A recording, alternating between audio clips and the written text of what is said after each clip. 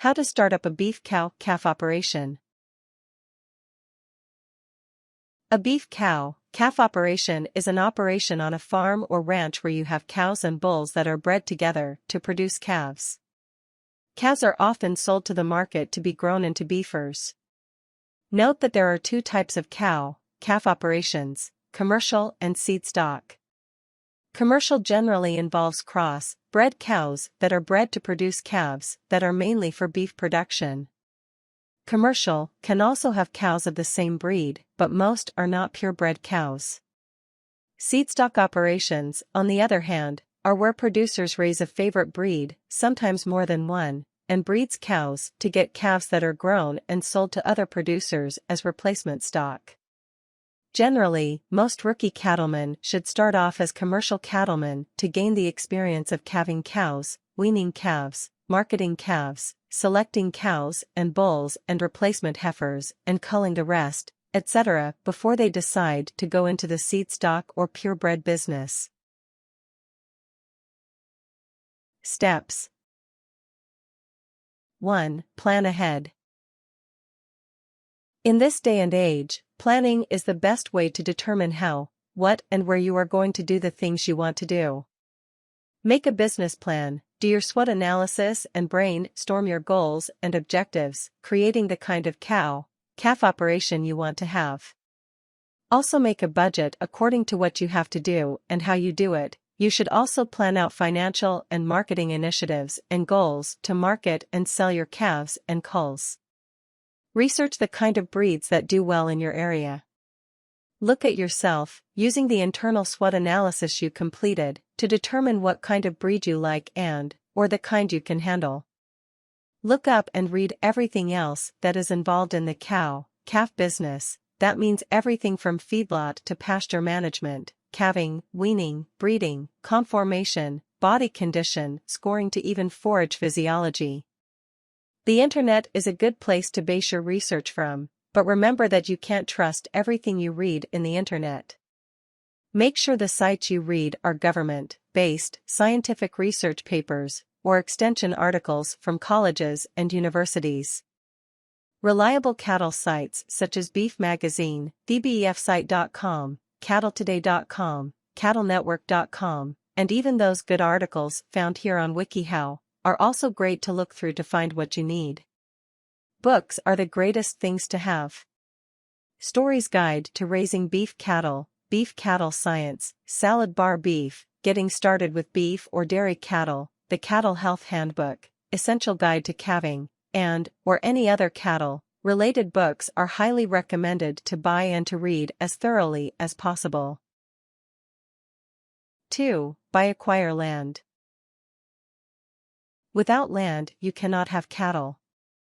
You could buy land, acquire land through an agreement with your parents or grandparents to inherit land. If you have family members that are actively farming and looking to retire, rent some land, or have a cow lease agreement with another producer to start raising your cows with once you do acquire some land.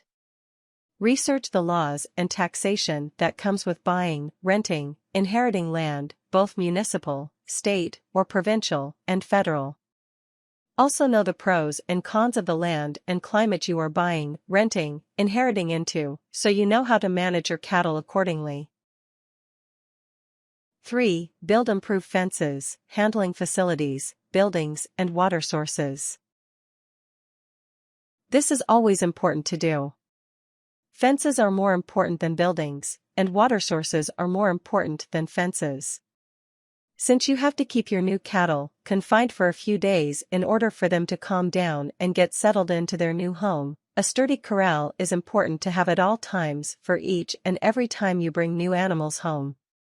This location is also useful as a handling facility where you can easily handle them when they need to be loaded up to be sold to the auction mart or taken to the slaughterhouse. Steel panels or sturdy wood fencing is best for keeping new comers in for a few days, making sure they also have access to water and feed at all times. Pasture fencing can be caught up on when they are in after you bought them, or if you have to build fence, should be done before they come home. Most buildings can be built or repaired after they come home, especially if you have bought weaned heifers that won't be calving until they're 2 years of age. All animals should have some form of shelter, though no matter what. Water sources are a must. Automatic waterers that refresh themselves after the cattle drink and connect through piping that runs to a well or a ground cistern that collects groundwater deep below the frost line, if you have a frost line where you live, are highly recommended to have and install. Automatic waterers are a little more reliable when it comes to watering cattle, because A, you don't have to break ice every couple hours when it's 30 below zero, B, it often comes with a heating element on the other side of the flow tank, and C, you don't have to be out in a winter storm using a garden hose to fill up the tank. Stock tanks may work for areas where there are a small number of cattle to care for and the seasons are quite mild, but when you come up north to the Great White North or northern USA, watering cattle in the dead of winter is not a fun chore. 4. Optional, buy machinery for feeding cattle. This is optional because you may wish to become a low-cost producer and raise your cattle with only fence posts and an ATV. However, if you have the money to spend on keeping cows in the dry lot all winter, or all year, feeding them grain and hay and making silage and hay in the summer, then machinery may be necessary.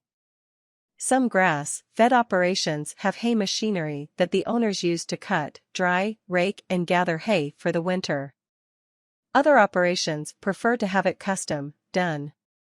A tractor may be necessary if you have heavy temporary panels that need horse power to be moved and not man power, and especially if you are unable to move them yourself. Make sure you get the right size of tractor that can manage big bales of hay. Average large round bale weighs around 1 ton or 2,000 lbs, easily without breaking down or causing a hydraulic hose to burst. But don't get a tractor that is too big, like those big beasts you see on display in front of machinery dealerships like Agri, Track, Case IH for Americans, John Deere, Cat, or New Holland's Ford tractors. Some low-cost producers don't need a tractor, but really, a farm, and that means literally any farm or ranch, is nothing without a good tractor. You can never know when you need one. 5. Optional, buy feed for cattle. This only applies if the area you are keeping them in for a few days has little grass, or if you bought cattle at a time of year when pastures are low or not producing. Feed is also necessary if you bought cattle and failed to put up hay or silage that year for the following winter. Roughage feed is also a good source to fall back on if your winter grazing methods fail. Some of you may like to invest in a little grain to keep your cows tame and easy to handle. There's nothing wrong with that. 6. Shop around, ask questions, and study the animals you want to buy. This is a must if you want to buy great foundation stock to start. It's always good to shop around and compare prices, just like you would if you were going to a few clothing or shoe stores in the mall. Some producers may charge a little more money because they can or because their stock is high quality, i.e., registered purebred stock. No cow is alike, no matter how many individual cows you look at. Don't get caught up on just looking at pictures on the internet, as most of the time the pictures you see online are not what you see when you're standing out in the pasture. But that's not to say that it's wrong to have a producer send you pictures to look at, or to view pictures of heifers and cows on a producer's website. It's actually good to have both to go off of. Most of the time when you are out with the cow in her pasture, you get to see how she acts around you, as a stranger to her, her general temperament, how she walks, her conformation, etc. Visiting a producer also gives you a chance to talk with him or her about how he raises her animals, what health problems they've gone through, how they manage their pastures and their cattle, and to also see the other cattle that they raise in addition to the one, or more, of interest. You also get to see where they live, what kind of land they raise their cattle on, their facilities, and other things that may concern you. And ask questions. Chances are that the producers you are visiting couldn't care less whether you are full of questions or not. Even they'll most likely be asking you questions about you and what you want to do with the cattle of theirs you're offering to buy. It also wouldn't hurt if you asked if you could take pictures of their cattle so you can study them further back home. When you're at a sale barn or auction mart, it's a bit different. The cattle are shunted through pretty quickly, giving you only a few seconds to study them before they are sold to a buyer and shunted out of the ring again. Chances are you will not be able to meet the producer that is selling the cattle, except if it's a dispersal sale, so you are pretty much on your own as to deciding what cattle you can buy. It may help to go in the corrals behind the ring to have a look at the animals yourself before the sale, to see if there are any worth bidding on.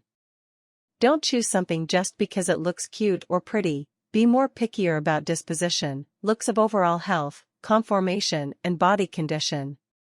And follow your gut instinct. Don't be disappointed if you've lost a bid on some heifers or a 3-in-1 that you were looking to buy, nor if you haven't found any worthwhile animals to buy at the sale you went to.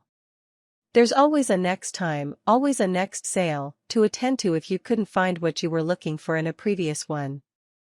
If you are really inexperienced and don't know what or how to think in a cattle auction, get a friend who has more experience with cattle to come along with you to help you pick and decide which is best and which isn't. 7. Buy cattle. Producers may charge according to either the current market price for a good cow or heifer in terms of weight, or according to their breed standards and registries. Registered cattle of any sex or age are more expensive than commercial, unregistered or crossbred cattle. Heifers are cheaper than cows, open, not pregnant. Cows are cheaper than bred cows, and bred cows are cheaper than bred cows with a calf at side 3-in-1s. This goes for dispersal sales, general cow sales, and buying private treaty. You needed to have planned out, from step 1, about what kind of cows you should buy, whether you wanted to buy weaned heifers that are around 6 months of age and will take 2 years until you get any income from selling calves, or spend money on a few bred cows with calves so you can sell the calves within a month or 2 and wait for another few months until the cow gives birth to another calf, etc.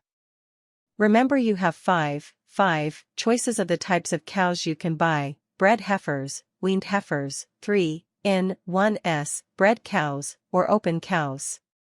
Make sure you do your research beforehand and think seriously about which you should go about to purchase.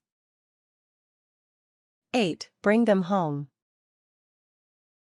Make sure you have that holding corral in top shape before you bring them home or have them brought home. If you bought a truck and trailer, no need for anything new, fancy, or expensive. You can load them up and haul them home yourself. But if you don't have a trailer yet, you can either rent a trailer from a machinery rental service, rent the producer's trailer, if you've got a truck that's powerful enough, depending on the size of the trailer, or ask or accept an offer to have the producer to ship the cattle home for you. However, it's more important to come prepared with a stock trailer if you've bought cattle at a sale barn. 9. Keep them confined in a good strong corral first before you let them out to pasture.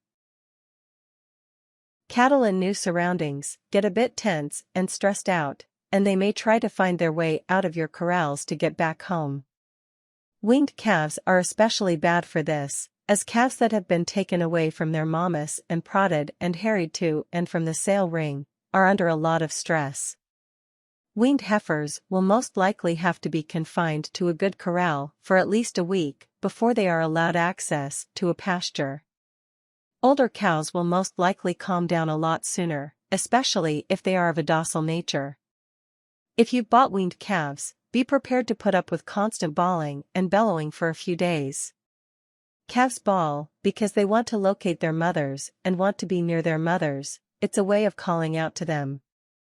Eventually, they give up and things quieten down, and you can start working with them to get them used to you and their new routine. 10. Carry through with your plan on raising these cattle you bought. But if you have to make changes, make a note in your business plan and do what you have to do. Be flexible and strategic at the same time, and always expect the unexpected. You may find after a few years that raising cattle isn't right for you. So be it. You may find, on the other hand, that the cattle you started with aren't the type you aren't too crazy about, and would like to switch to something else that is better and that better meets your requirements according to you, your preferences, opinions, and lifestyle. So be it. We all learn as we go, be it our own mistakes or from the mistakes of others. And you will never stop learning about how to raise cattle, no matter how long you've been at it. Tips. Start small. This is a must, as starting with 100 cows can be a bit hard on a person, especially if they don't know what to do or how to handle that many cattle. Finally, expect the unexpected and never stop learning. Remember Murphy's Law, anything that can happen will. This can be either bad or good. Most of the time this law refers to the negative things that come up when you're trying to get things done. So be careful, watch your fatigue level, and listen to your body if you are feeling tired or getting clumsy. If you are getting fatigued and find you are getting too complacent with things, stop, take a coffee break, or have a nap before you put your nose to the grindstone once again. Most farm accidents occur when someone gets complacent or is tired and not concentrating on what she's doing, resulting in careless acts that could have been prevented. Go slow. Don't let yourself get overwhelmed with everything that needs to be done before you bring the critters home. Make a list, create priorities, and if you think you have to hire someone to do something for you, then hire them. Ask questions, do your research, and if you have second thoughts about something, chances are you should listen to them. Think before you leap. Planning ahead before you go ahead with anything is very important so you don't get overwhelmed with everything you have to do before and during your future calf operation. Buy good heifers cows, not average or poor heifers or cows. If you do the latter, this will bite you in the wallet. Do not plan on making a profit during the first year due to the cost of the cattle bulls you buy. The quickest way to break even is to buy bred heifers, first-time moms. They will be more expensive at first, but you will break even generally on your second year.